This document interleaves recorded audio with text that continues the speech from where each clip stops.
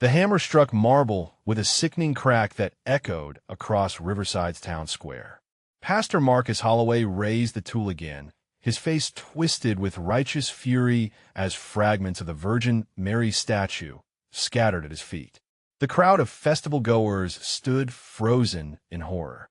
This is what happens when we allow idolatry to poison our children's minds, Marcus shouted, his voice carrying across the stunned silence. Elena Vasquez collapsed to her knees, tears streaming down her weathered cheeks as she watched her great-grandmother's statue, donated to the town 50 years ago, crumble into pieces. "You had no right," Elena whispered, but her words were lost in the chaos as Catholic parishioners pushed forward, their faces filled with anguish and rage. Marcus stood defiant among the wreckage, his chest heaving. The statue's serene face lay in 3 pieces at his feet, the gentle expression now forever shattered. He had come to this festival with a mission, driven by memories of his own childhood trauma at the hands of corrupt priests. Today, he would make his stand against what he saw as dangerous Catholic deception. The town would never be the same. The news vans arrived within hours, their satellite dishes piercing the evening sky like accusatory fingers. Marcus watched from his study window as reporters interviewed tearful Catholics outside St. Augustine's Church. Elena Vasquez's broken voice carried through a screen as she described the statue's history. That statue was blessed by Pope John XCI himself, Elena said, clutching her rosary. "My great-grandmother brought it from Italy in 1924. It was all we had left of our homeland." Marcus turned away, his jaw clenched. His phone buzzed incessantly with calls from congregation members, some supportive, others questioning his methods. His wife, Rebecca, entered quietly, her nurse's uniform still wrinkled from her hospital shift. "Marcus, what have you done?" she asked, her voice barely above a whisper. "I did what needed to be done," he replied, but his conviction wavered under her disappointed gaze. "These people worship graven images, Rebecca. Someone had to take a stand. By destroying a grieving woman's family heirloom?" Rebecca's eyes filled with tears. "This isn't what Christ would have done." Outside, candlelight vigils began forming as Catholics gathered in prayer. Their soft hymns drifted through the night air, a haunting melody that seemed to follow Marcus wherever he went in the house. The court summons arrived on Tuesday morning, delivered by a stone-faced sheriff who avoided eye contact. Marcus stared at the official papers. Criminal mischief, destruction of public property, hate crime enhancement. The words blurred as his hands trembled. "Daddy, why are people saying mean things about you on TV?" His 15-year-old daughter Maria stood in the doorway, her school backpack hanging from one shoulder. Dark circles shadowed her eyes. Marcus folded the papers quickly. "They just don't understand, sweetheart. Sometimes doing God's work makes people angry." But even his own congregation was fracturing. Elder Thompson had called an emergency meeting, questioning whether Marcus's actions aligned with their church's values. Half the deacons supported him, the other half whispered about finding new leadership. Rebecca barely spoke to him anymore, moving through their home like a ghost. At dinner, she finally broke the silence. "The hospital administrators are concerned," she said, pushing food around her plate. "They're worried about employing the wife of someone charged with a hate crime. I might lose my job, Marcus." The weight of consequences crashed over him. His righteous anger felt suddenly hollow as he watched his family pay the price for his crusade against what he believed was Catholic deception. The diagnosis hit like a physical blow. Marcus gripped Rebecca's hand in the sterile oncology office as Dr. James Chun delivered the devastating news with clinical precision. "Osteosarcoma," Dr. Chun said, pointing to the X-rays illuminated on the wall. "Aggressive bone cancer in Maria's left femur. At this stage, with this level of invasion, we're looking at immediate amputation followed by intensive chemotherapy." Maria sat in stunned silence, her young face pale and drawn. The vibrant teenager who had questioned him about the news coverage just days ago seemed to shrink before his eyes. "What are her chances?" Rebecca asked, her voice barely audible. Dr. Chun hesitated. "With aggressive treatment, perhaps 60% survival rate over 5 years. Without intervention, he didn't finish the sentence. Marcus felt his world tilting. All his sermons about God's protection, his fierce certainty about divine justice, crumbled in the face of his daughter's suffering. How could a righteous God allow this? How could his crusade against idolatry be rewarded with his child's life hanging in the balance? "We start treatment immediately," he said, his voice cracking. Outside the hospital window, storm clouds gathered, matching the darkness settling over his soul. The chemotherapy ravaged Maria's body with merciless efficiency. Marcus watched his daughter's hair fall out in clumps, her once bright eyes growing hollow and distant. The experimental treatments Dr. Chun had hoped would shrink the tumor before surgery showed no progress. "The cancer isn't responding," Dr. Chun admitted during their 3rd week of treatment. "We may need to consider more aggressive options." Marcus's congregation, once his source of strength, felt increasingly distant. Members who had supported his statue destruction now seemed uncomfortable around his suffering family. Some whispered that perhaps this was divine judgment for his harsh methods. "Maybe you should have left that statue alone," Elder Thompson muttered after Sunday service, thinking Marcus couldn't hear. Rebecca worked double shifts at the hospital, partly for the insurance benefits, partly to avoid coming home to watch their daughter fade away. The house felt tomb-like, filled with medical equipment and the constant hum of anxiety. At night, Marcus knelt beside Maria's bed, watching her labored breathing. His prayers felt hollow, bouncing off the ceiling like empty words. The God he had served so fiercely seemed absent when he needed divine intervention most desperately. Dr. Chin's words echoed in the sterile conference room like a death sentence. "The tumor has metastasized to her lungs. We've exhausted our treatment options. I'm sorry, but you should prepare yourselves. Perhaps 2 weeks, maybe less." Rebecca collapsed into Marcus's arms, her body racked with sobs. Maria lay unconscious in the ICU, machines keeping her fragile body functioning. The strong, defiant pastor who had wielded a hammer against marble statues now felt utterly powerless. "God, why?" Marcus whispered into the empty hospital chapel at 3 in the morning. "Take me instead. She's innocent. She's just a child." His congregation had dwindled to a handful of loyal members. The media attention from the statue incident now felt like a cruel joke. What did theological debates matter when his daughter was dying? Elder Thompson visited once, offering hollow condolences before suggesting Marcus consider stepping down as pastor. "The church needs leadership that brings unity, not division," he said, his eyes avoiding Marcus's broken gaze. Alone in the hospital corridor, Marcus stared at his reflection in the window. The proud man who had smashed Elena's treasured statue was gone, replaced by a father watching his world crumble into pieces smaller than marble fragments.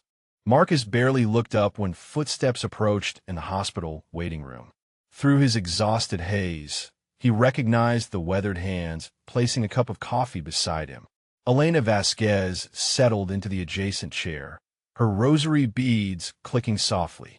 "I heard about Maria," she said gently, her voice carrying none of the anger he expected.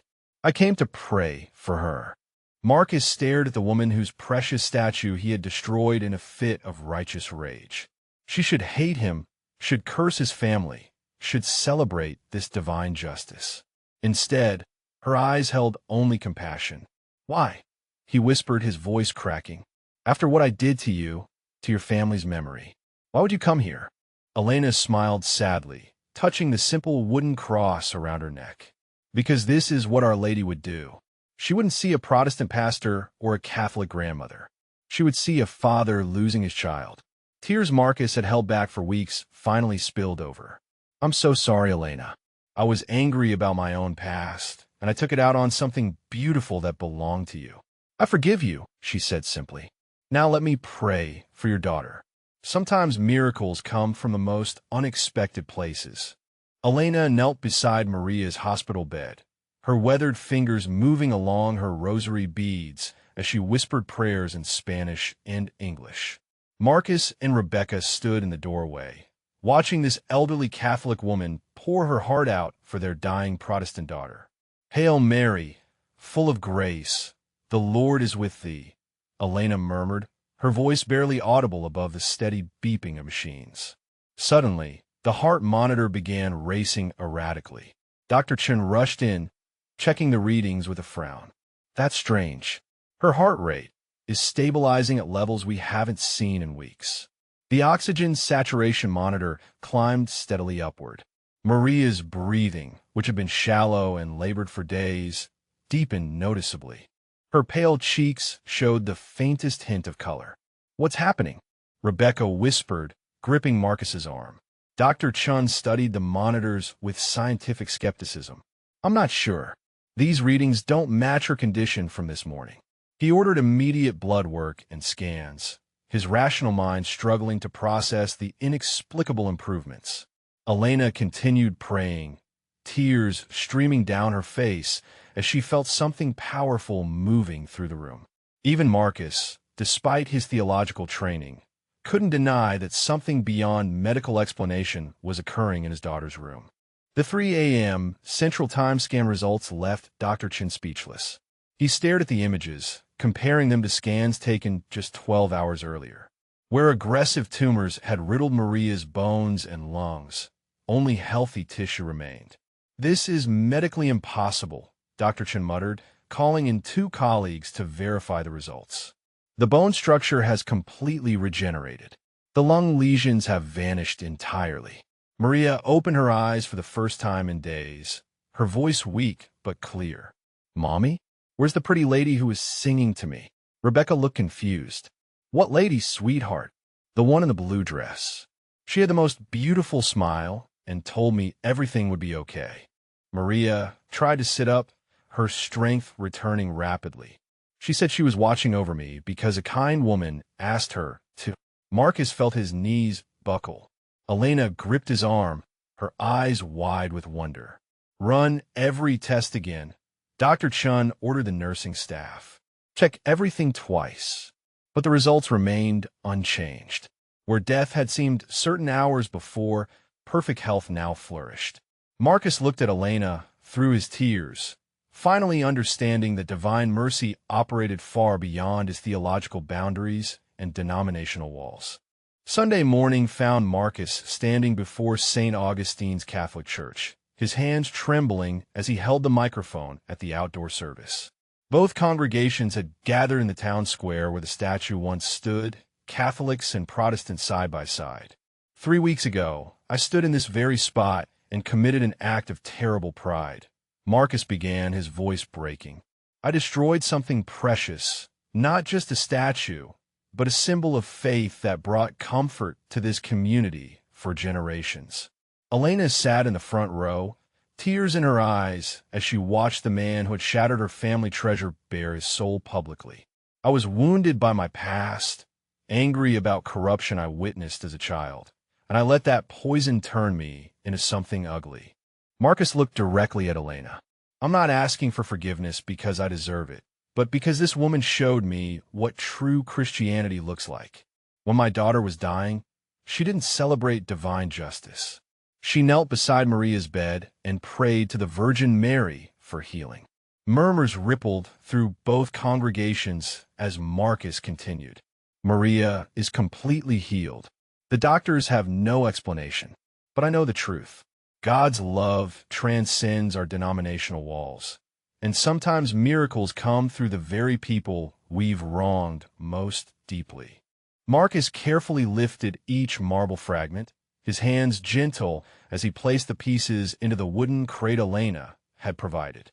Local artists from both congregations worked side by side, using gold leaf to highlight the cracks where the statue would be reassembled, making the breaks part of its beauty. "In Japanese culture, they call this kintsugi," explained Sarah Martinez, a Catholic sculptor.